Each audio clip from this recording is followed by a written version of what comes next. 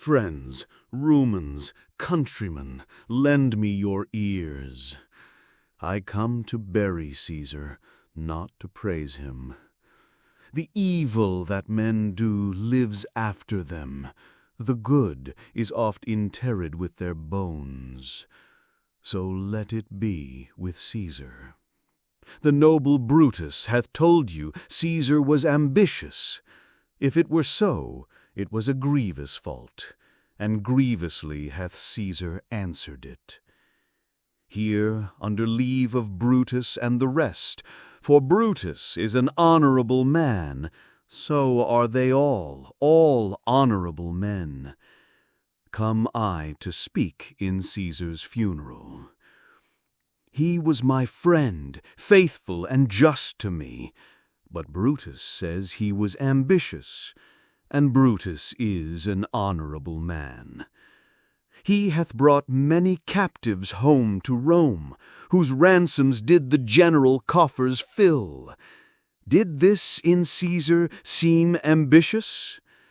When that the poor have cried, Caesar hath wept, ambition should be made of sterner stuff.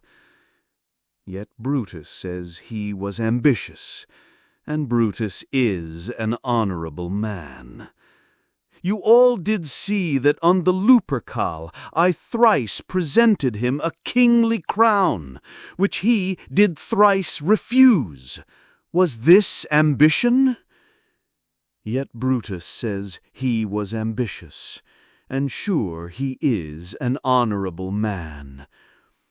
I speak not to disprove what Brutus spoke, but here I am to speak what I do know.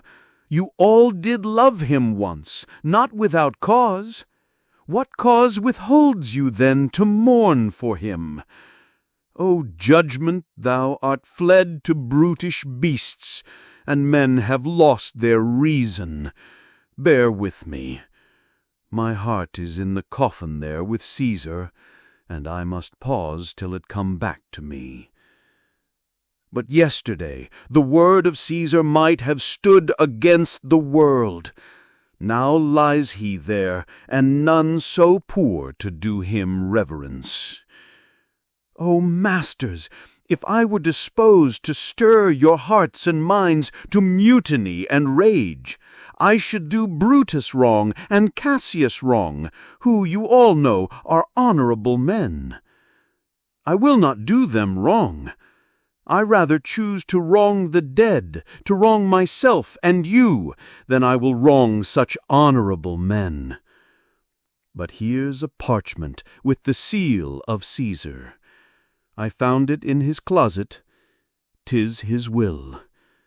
Let but the commons hear this testament, which, pardon me, I do not mean to read, and they would go and kiss dead Caesar's wounds, and dip their napkins in his sacred blood, yea, beg a hair of him for memory, and dying mention it within their wills, bequeathing it as a rich legacy unto their issue. Have patience, gentle friends, I must not read it. It is not meet you know how Caesar loved you. You are not wood, you are not stones, but men. And being men, hearing the will of Caesar, it will inflame you, it will make you mad. 'Tis good you know not that you are his heirs, for if you should, oh, what would come of it? Will you be patient? Will you stay a while? I have overshot myself to tell you of it. I fear I wrong the honorable men whose daggers have stabbed Caesar. I do fear it. They were traitors. Honorable men? You will compel me then to read the will. Then make a ring about the corpse of Caesar, and let me show you him that made the will. Shall I descend, and will you give me leave? If you have tears, prepare to shed them now. You all do know this mantle. I remember the first time ever Caesar put it on. 'Twas on a summer evening in his tent, that day he overcame the Nervii.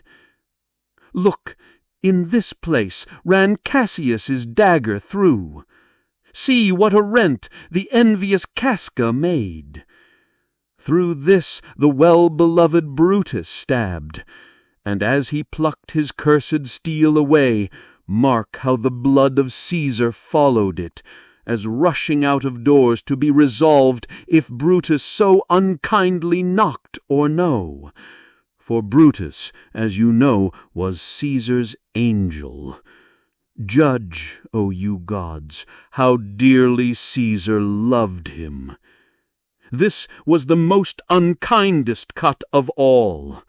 For when the noble Caesar saw him stab, ingratitude, more strong than traitor's arms, quite vanquished him.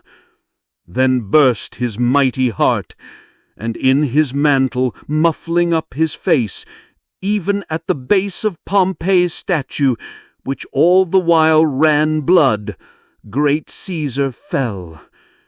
Oh, what a fall was there, my countrymen! Then I and you and all of us fell down, whilst bloody treason flourished over us. Oh, now you weep, and I perceive you feel the dint of pity. These are gracious drops. Kind souls, what weep you when you but behold our Caesar's vesture wounded? Look you here. Here is himself, marred as you see, with traitors. Good friends, sweet friends, let me not stir you up to such a sudden flood of mutiny. They that have done this deed are honorable. What private griefs they have, alas, I know not, that made them do it. They are wise and honorable, and will no doubt with reasons answer you. I come not, friends, to steal away your hearts. I am no orator, as Brutus is, but as you know me all, a plain, blunt man, that love my friend, and that they know full well that gave me public leave to speak of him.